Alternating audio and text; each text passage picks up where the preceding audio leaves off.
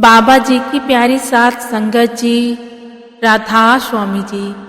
सात संगत जी, बाबा जी संगत को एक बात कई बार समझा चुके हैं जी कि हमें मालिक से कभी भी कुछ मांगना नहीं चाहिए, क्योंकि जो देने की ताकत रखता है वे पहचानने की भी ताकत रखता है कि हमारे लिए क्या चीज़ सही है, और हमारे लिए जो भी चीज़ सही होती है मालिक उसको समय आने पर अपने आप हमारी झोली में डाल देगा जी।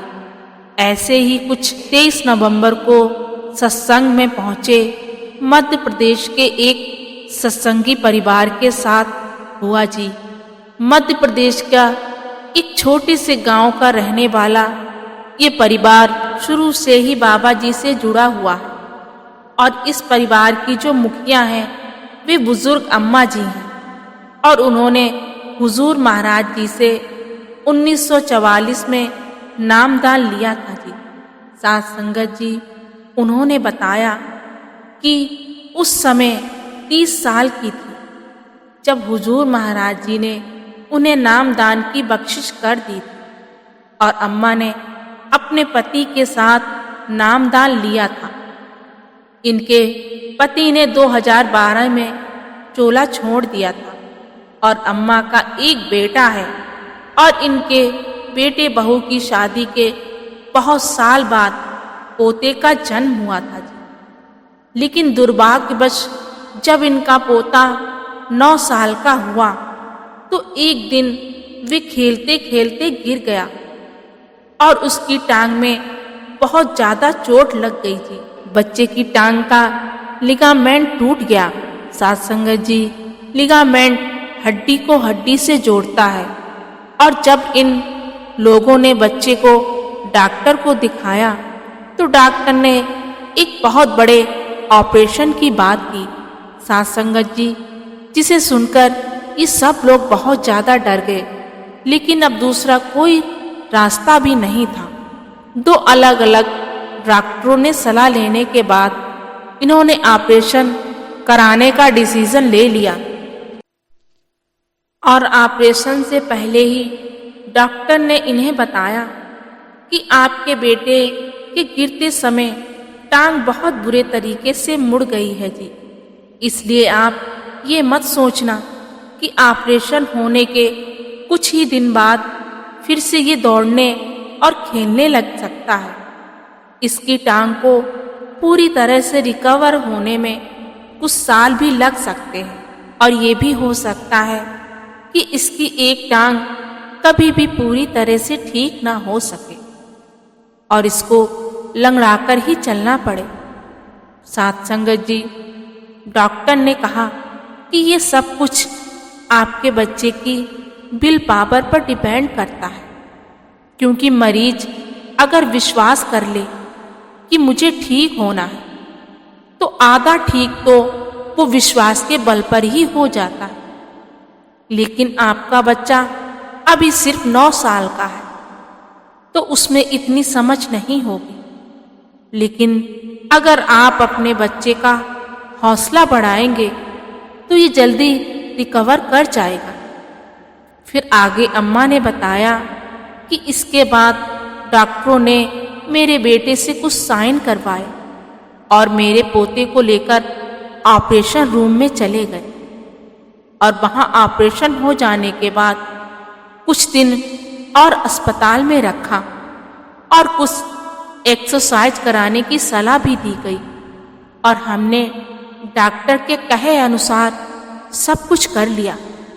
लेकिन 6 महीने बीत जाने पर भी मेरे पोते की टांग ठीक ना हो पाई, और उसकी टांग में चलते समय बहुत दर्द होता था, जिस वजह से उसको किसी सहारे की जरूरत पड़ती थी। और अपने पोते की ऐसी हालत देखकर मैं बहुत रोती थी।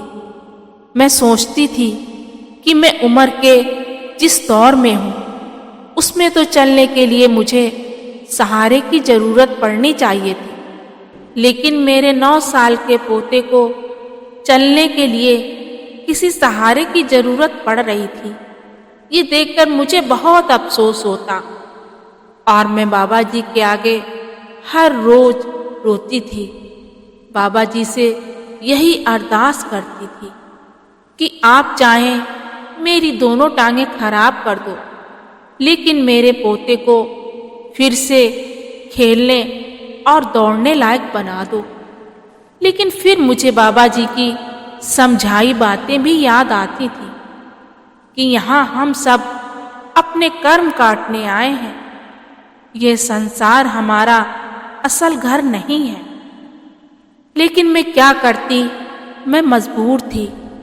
अपने 9 साल के पोते को ऐसे मुझसे देखा नहीं जाता था। ऐसे ही समय बीतने लगा। अब 1 साल का समय हो गया था। मेरा बेटा और बहू मेरे पोते को हौसला देते और वे हमेशा कहते कि बेटा तू देखना, बहुत जल्द वो दिन आएगा जब बाबा जी की तुझ पर ऐसी कृपा होगी और तू दौड़ने लगेगा। मेरे पोते का रुझान भी बाबा जी की तरफ था और उसको भी विश्वास था कि एक ना एक दिन वह फिर से दौड़ने और खेलने लगेगा। अभी जब उसका खेलने का मन होता तो मेरे बेटे ने उसके लिए एक वीडियो गेम लाकर दे दी थी।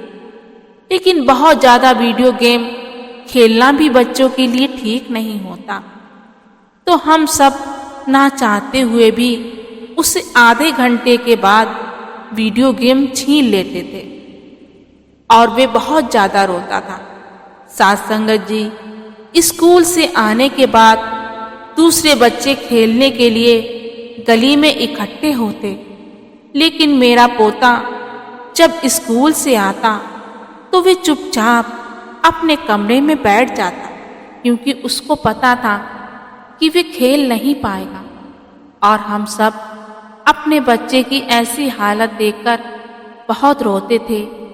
एक बार डेरे में बाबा जी का सत्संग होना था, तो हम सब ने प्लान बनाया और टिकट भी बुक करवाए। लेकिन रिश्तेदारी में कुछ ऐसी घटना हो गई कि हमें डेरे जाने का प्लान कैंसल करना पड़ा। संगत जी, शायद तब बाबा जी की कुछ और ही मौज थी। लेकिन जब फिर से बाबा जी के भंडारे शुरू हो गए तो हम सब बड़ी खुशी खुशी से डेरे आ गए और हम सब शनिवार को बाबा जी के ओपन कार दर्शन करने के लिए पहुंच गए जी। हम अपने मन में ऐसी कोई भावना लेकर नहीं आए थे कि हमारा बच्चा ठीक हो जाएगा। हम तो सिर्फ बाबा जी के दर्शन के लिए वहां पहुंचे थे, लेकिन हमें नहीं पता था कि वह मालिक हमें बिना मांगे इतना कुछ देने वाला है। संगत जी, हम सब बस से नीचे उतर गए। फिर मेरे बेटे ने मेरे पोते को सहारा देकर बस से नीचे उतारा और तब मैंने अपने बेटे को कहा कि बेटा, इसको गोद में मत उठाना, इसको डेरे की मिट्टी में चलने दे, तू इसको सहारा देते रहना। तो मेरे बेटे ने मेरे पोते को चलाया और उसको सहारा दिया। लेकिन अब हमारे साथ एक बहुत बड़ा चमत्कार होने वाला था। साथ संगत जी, अभी तो हम पंडाल के अंदर भी नहीं गए थे और ना ही अभी तक बाबा जी के दर्शन हुए थे जी। लेकिन मेरे पोते के साथ चमत्कार हो गया और मेरे पोते ने मेरे बेटे को कहा कि पापा, आज मैं खुद चलूँगा, आप मुझे छोड़ दो। मेरे बेटे ने डरते डरते मेरे पोते की बाजू को छोड़ दिया और मेरा पोता, जो पहले एक कदम भी बिना किसी सहारे के नहीं चल पाता था, आज वे अपने आप 8 से 10 कदम चल पड़ा और पीछे पीछे मेरा बेटा चल रहा था। लेकिन मेरे बेटे ने इन 8 से 10 कदमों में एक बार भी उसको हाथ नहीं लगाया। और 10 कदम चलने के बाद मेरा पोता वहां एक पेड़ को पकड़कर रुक गया और ये देखकर हमारी खुशी का ठिकाना न रहा। और फिर मेरे बेटे ने कुछ देर के बाद उसको फिर से अपने आप चलने को कहा और मेरे पोते ने फिर से अपने आप पंडाल के गेट तक चलकर दिखाया। और गेट पर जाने के बाद बहुत ज़्यादा भीड़ हो गई थी, तो मैं और मेरी बहू बीवियों वाली लाइन में लग गए और मेरा बेटा मेरे पोते को गोद में उठाकर आदमियों वाली लाइन से अंदर चले गए। वहाँ हम सब ने बाबा जी के दर्शन किए और बाबा जी का इतना शुक्राना किया कि हमारी जुबान थक गई, लेकिन शुक्राना करने से मन नहीं भरा। साथ संगत जी, फिर पंडाल से बाहर आने के बाद भीड़ में थोड़ा सा अलग हो जाने के बाद मेरे बेटे ने मेरे पोते को फिर से चलने को कहा और इस बार वे बहुत दूर तक बिना गिरे चलने लगा। और अब हमें एकदम यकीन हो गया कि अगले 1 महीने के अंदर मेरा पोता फिर से दौड़ने भी लगेगा।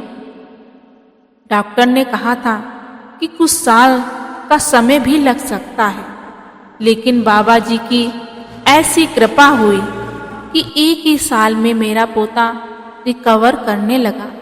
साथ संगत जी, खुद पर विश्वास और अपने सद्गुरु पर अटूट विश्वास करने वाले हर इंसान के साथ बाबा जी हमेशा खड़े होते हैं। जो इंसान खुद पर विश्वास नहीं करते तो फिर वे सद्गुरु पर भी विश्वास नहीं कर पाएंगे।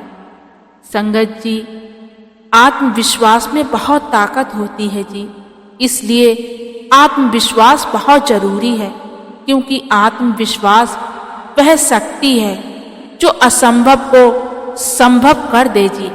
साथ संगत जी, आशा करती हूँ आपको आज की घटना से बहुत कुछ सीखने को मिला होगा जी।